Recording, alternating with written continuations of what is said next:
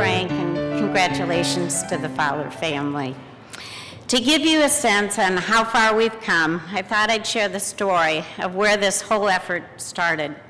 It was November 2008, and after looking for nearly 2 years, we had found a building that would meet our needs for PEP's autism program. But there was a lot of other things going on in 2008. If you might remember, like the stock market crashing and unemployment rising.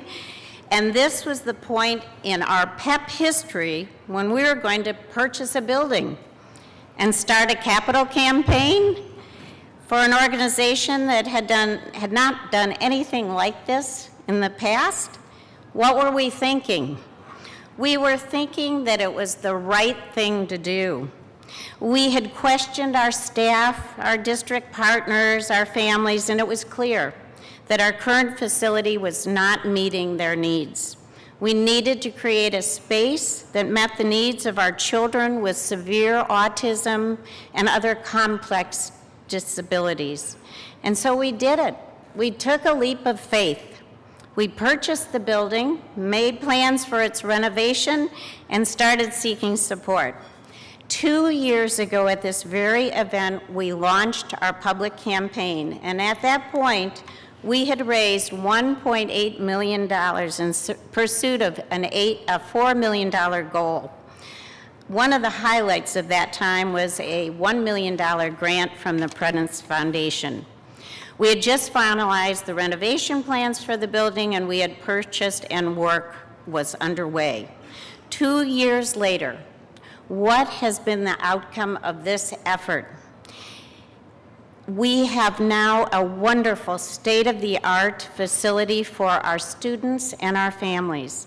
An added benefit, Chuck, it's the first green building in Fairview Park.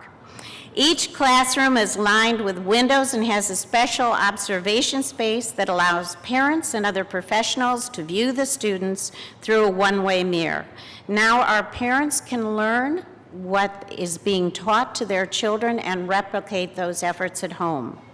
We all know that kids love to move, especially our kids, and we have a motor activity room outfitted with swings, ball pits, bouncing mats, everything that kids need for occupational therapy. And we also have a beautiful enclosed green space at the back of the building that is adjacent to the metro parks that's a safe place for our kids to run and play.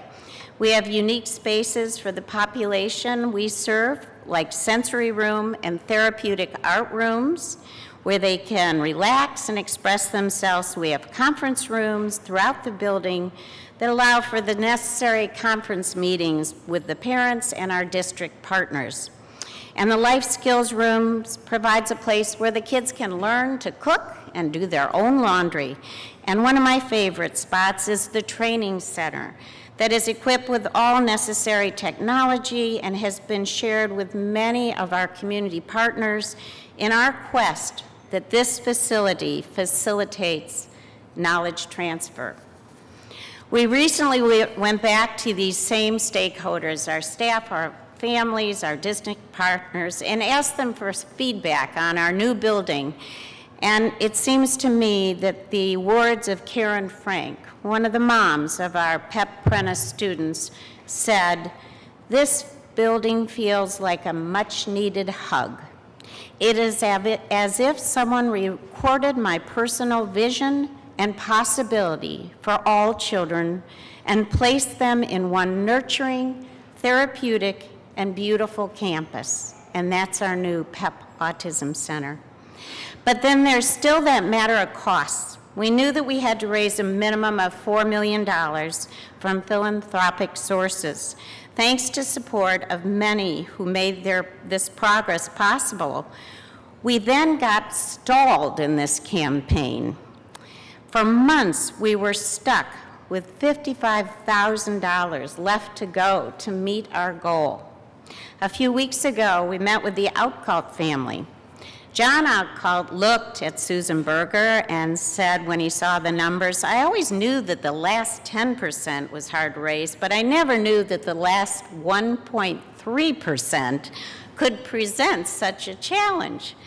After looking at our attainment and thinking about our cause, the Outcasts generously provided us with a challenge grant. If we could raise $30,000 by the date of this event today, they'd match us dollar for dollar. Well, that got our engines running again. We started turning every possible rock we could, and thanks to Susan Berger's energy, persistence, and dedication, we were all motivated. That brings us to today. Did we meet that challenge? Before I answer that question, I first want to share a few of the highlights.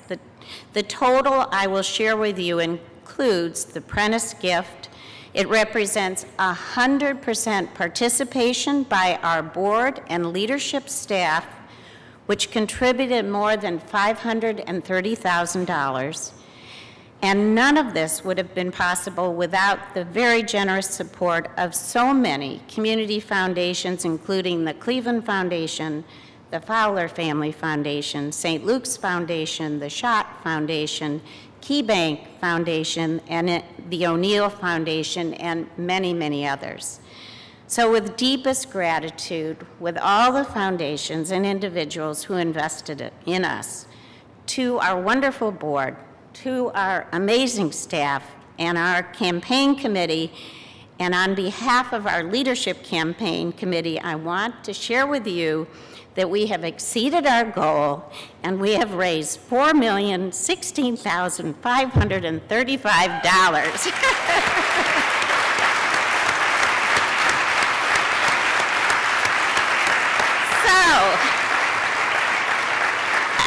I can't thank you all enough. I think after hearing remarks today, it's tough raising these funds in these times, but we did it.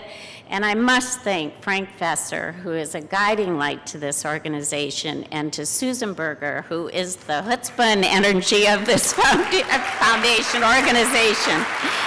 And as Frank said today, PEP still needs money. So there are envelopes that were placed on your table. If you feel so inclined, please support us. It's a wonderful organization. We're so proud of this achievement for all of your support. And I want to thank you all for coming today, and thank you everyone for all you have done for PEP, for our kids and their families. And come back next year. Bye.